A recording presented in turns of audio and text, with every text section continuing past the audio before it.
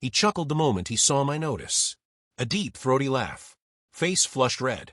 Gasping for air, slapping his desk like I'd just delivered the punchline of the century. I stood quietly, hands tucked in my coat. Let him have his moment. That was the last time he'd laugh like that. Then his eyes dropped to the end. His face, God, his face, shifted like the ground collapsed under his feet. Is this supposed to be funny? He asked, voice cracking. I gave him one nod, then left. You made your call.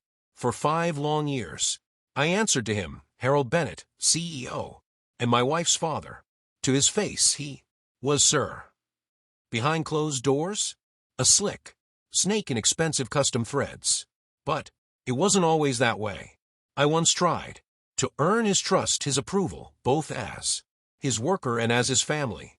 I clocked in first, clocked out last, salvaged accounts, wooed clients others feared.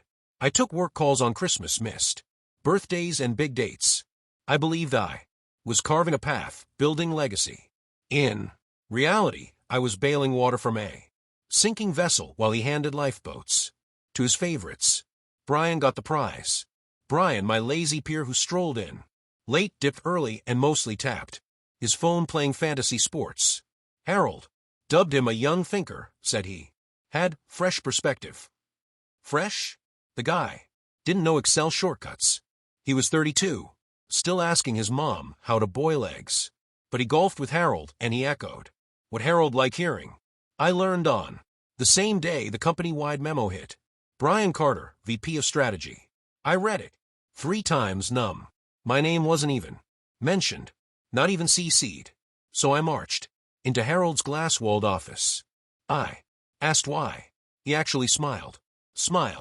You're solid, kid. But Brian sees the future, and promoting you might raise eyebrows. Nepotism, you know?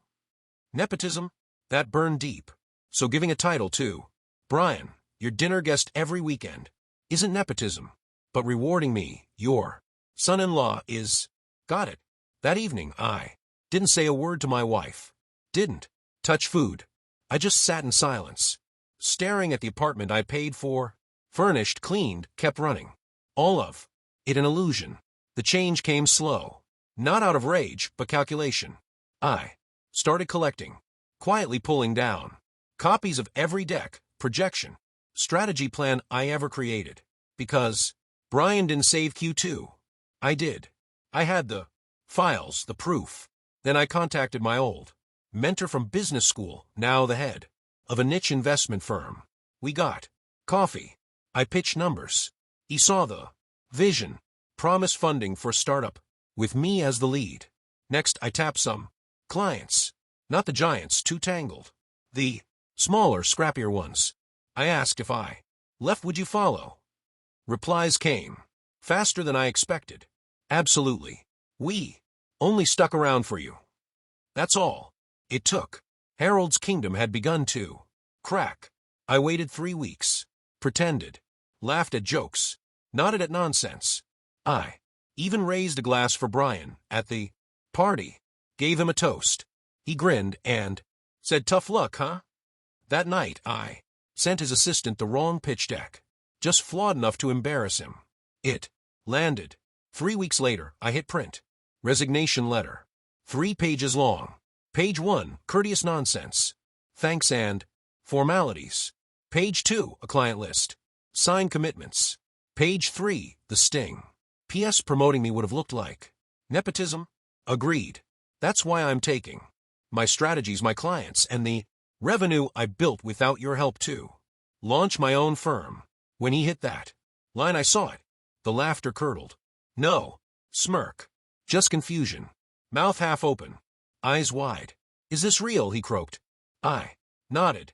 Not to confirm a joke, but to say he was the joke. After that, chaos hit. In days, for major clients vanished. Half came with me. The others just quit. Brian scrambled. Fumbled statements. Emailed in panic. One client framed his email. He'd misspelled their name twice. My wife asked why I quit so abruptly. At first, I just said, your dad made a decision. So did I. But once word got out about my new company and who backed it, she understood. She hasn't spoken to him since. As for Brian, last I heard, he's on leave. Exhaustion, apparently. Harold tried reaching out. Once. Just once. Left a voicemail. Son, be smart. Don't burn bridges. I didn't burn them. I took them back. Now I walk into my office. No boss. No shadow. Just wide windows, a clean desk, and a future I. Crafted with the same hands that built his. Harold's still at Bennett and Company. But it's not thriving. It's barely staying afloat, bleeding from the wound I left. He made his call. Chose the wrong man. Ignored the quiet one. The loyal one. Now he watches my name rise. Watches clients flip. Watches his daughter raise a toast at my launch party. Smiling. Not for him. For me. This isn't revenge. It's clarity. And it tastes sweeter than any hollow title he could have handed me. You laughed. You backed him. Now you watch him sink.